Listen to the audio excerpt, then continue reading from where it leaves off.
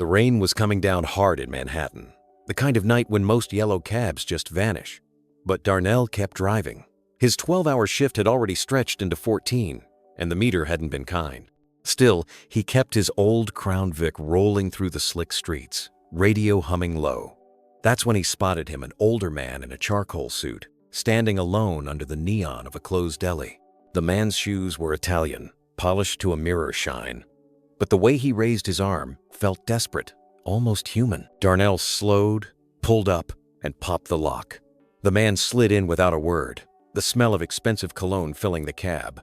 His watch alone looked like it could pay off Darnell's mortgage twice, but there was something off. His tie was loosened, his eyes bloodshot.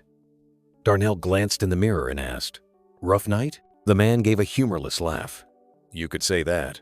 They rode in silence at first, only the rhythm of the wipers filling the air. Then, out of nowhere, the man muttered, "Do you ever feel like all the money in the world doesn't buy you a damn thing?"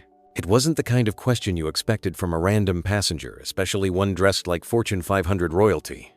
Darnell didn't flinch.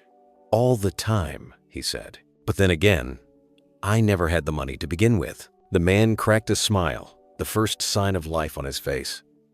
"Lucky you." Traffic thickened near Central Park. Darnell figured this was just another rich guy drunk on his own loneliness. But as the ride dragged on, the billionaire began talking, really talking, about pressure, about people circling him for favors, about how his own son hadn't spoken to him in 3 years. His words spilled out, messy, raw, like he hadn't spoken to another human being without an agenda in years.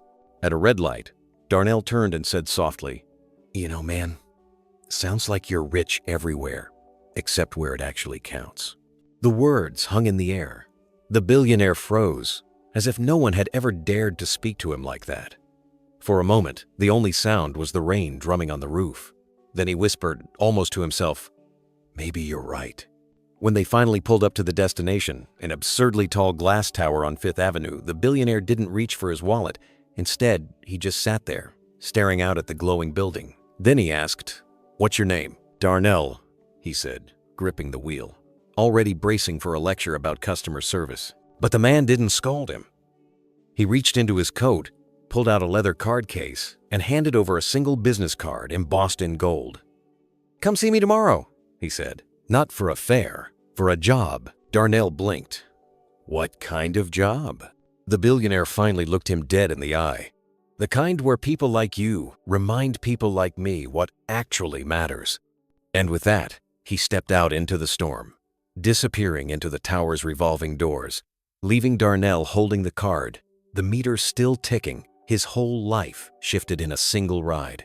Darnell sat there long after the taillights blurred in the rain, gripping that card like it was the first real chance he'd ever had. The city kept moving. The night pressed on. But in one cab, on one street, the future had already changed.